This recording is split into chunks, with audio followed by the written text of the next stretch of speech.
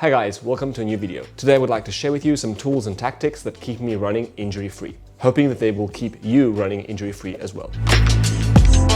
I love running. It's what got me started with movement. It's a great challenge, awesome to get fit in a really fast time, and in my experience, a transformative experience that goes way beyond the physical act of running. It has incredible mental benefits to improve focus, drive, determination, resilience, and expand the limits of our possibility, both in sport and in life. But this comes at a cost for the vast majority of people out there. Running is a weight-bearing sport.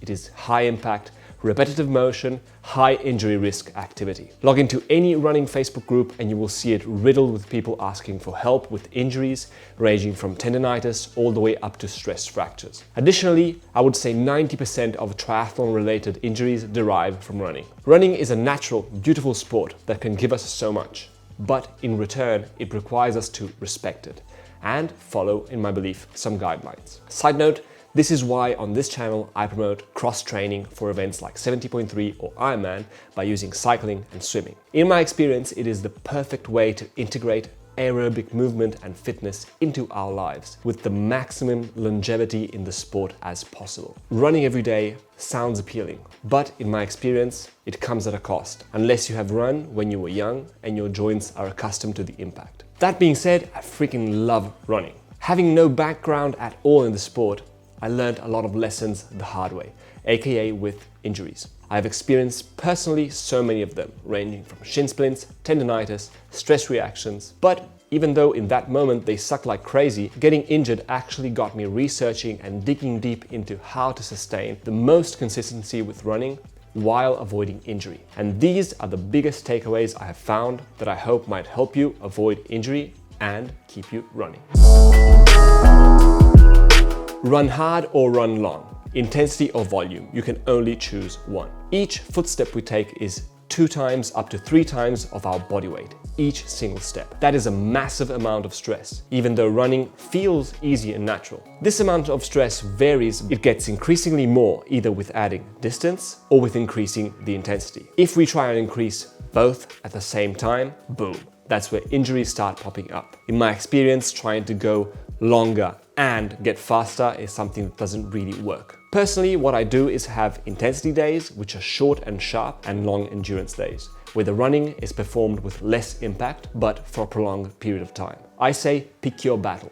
Choose if you want to run faster or if you want to run longer, and focus on that. Focus on good form over distance. Good running form is the key to improving, in my experience. And the thing is, running 5K with good form, light feet, strong core engaged, and proper foot landing is way more taxing than slogging through a 10K, heel striking and with a floppy core. But you will get through the 10K, no problem. Only thing is, your shock absorption system will be incredibly less efficient than in a 5K run performed with good form. What I try and do is focus on having light feet, high cadence, high arm turnover, and driving the run with my core. Everyone's running form is different, but my personal experience after researching a bunch and experimenting, for me a good form consists of focusing on landing with a mid-foot strike, as under the shoulder as possible. Landing with my foot under the shoulder is aided by not over-swinging with the arms. Where your hand reaches forward is mostly where your foot will land, so keeping them close to the body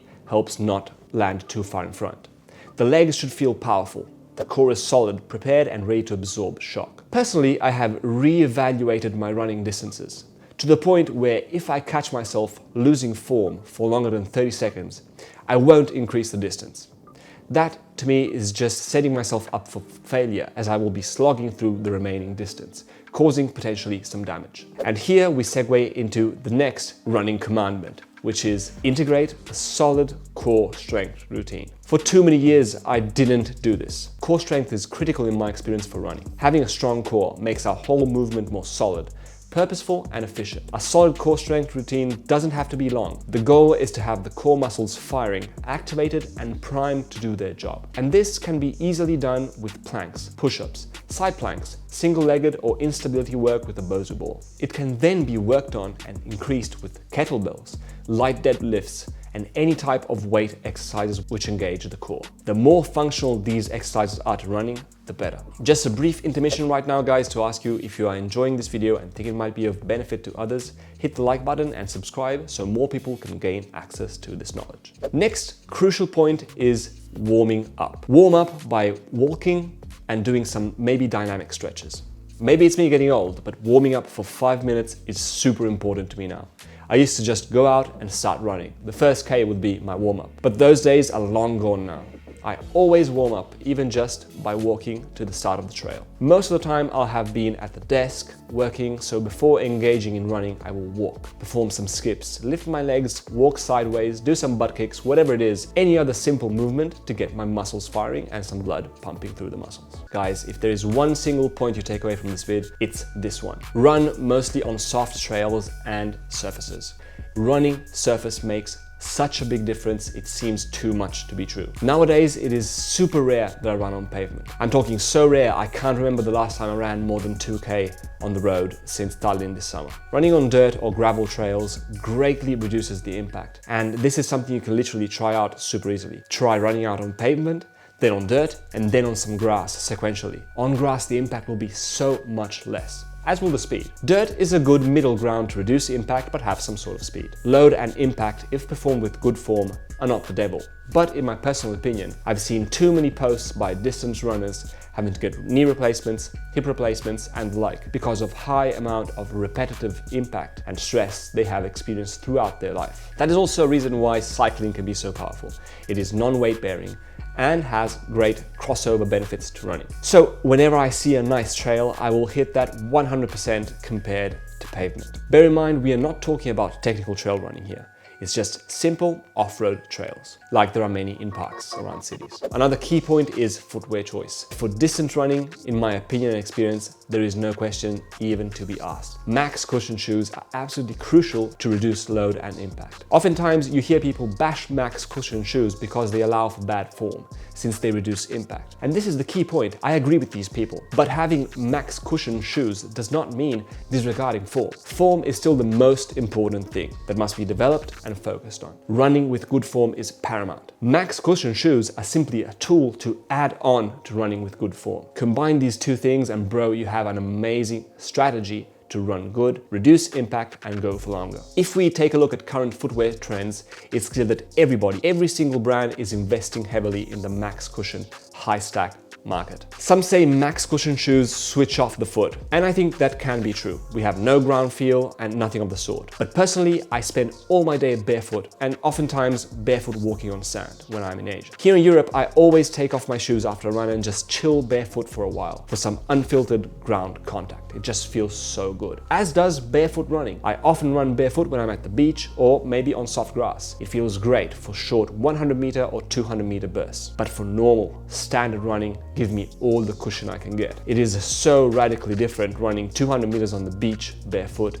compared to running 10 kilometers on even gravel trails. I'm all for reconnecting to our natural state, but our natural state is not running 10 kilometers on pavement to prepare for an Ironman. Our natural state is just running like 100, 200 meter bursts or walking barefoot. Run one day, recover the next. Recovery, the dreaded word for endurance athletes. For many people, recovery days are the worst. Name to me one person who is an endurance athlete who doesn't fidget at the thought of taking a day off. Personally, I love them. And I actually learned this the hard way. Recovery is key. It's possibly more important than the training itself. We can only train as much as our body allows us to train because it can recover from the effort. And more importantly, our cardio system has a different recovery time compared to muscle, tendons and ligaments, which take way more time to recover. And more importantly, more time to adapt to the stress and load. A very happy medium I've found is running twice per week or maybe 3 times per week with shorter runs and cross-training the other days with cycling and swimming. I only run 2 days in a row if I am really in the middle of an important block and have like a mini break on Saturday, like 180k on the bike plus 3 kilometers run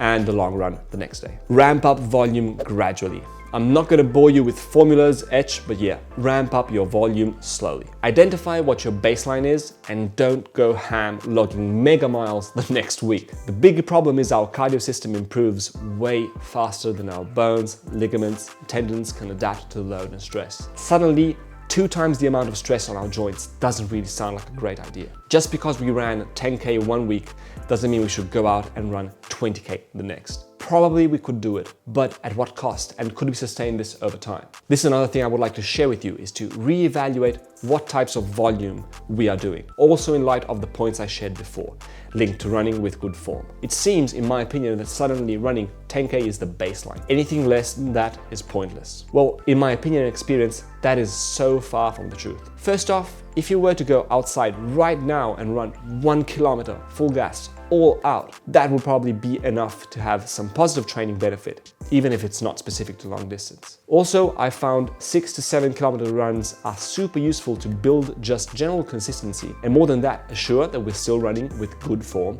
a strong core, etc. And here we segue into minimum viable volume. This is another strategy that I took from elite triathletes and from the sub 10 Ironman Facebook group, and it is minimum viable volume.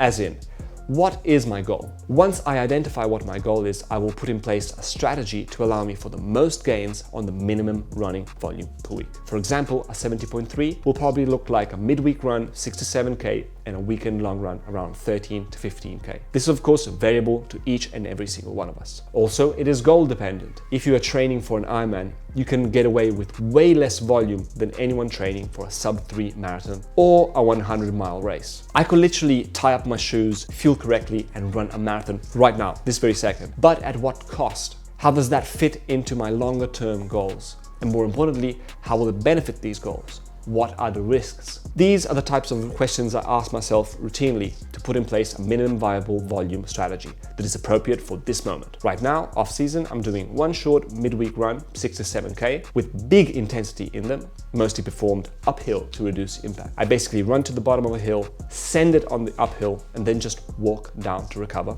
and repeat. I can assure you 6K done this way is way more than enough, and it is way less load on the joints than hammering 10K heel striking on pavement. Weekend is a steady zone 2 run with some tempo blocks on just any slight uphill that I find, and it rarely exceeds 10 kilometers, 1 hour around. So there you have it, guys. These are some of the things I do to try and maintain consistency in running, hopefully for life. I hope this video was of value to you and that it keeps you running, progressing and developing both as a human being and as an athlete. Thanks for watching the video, and I will see you soon.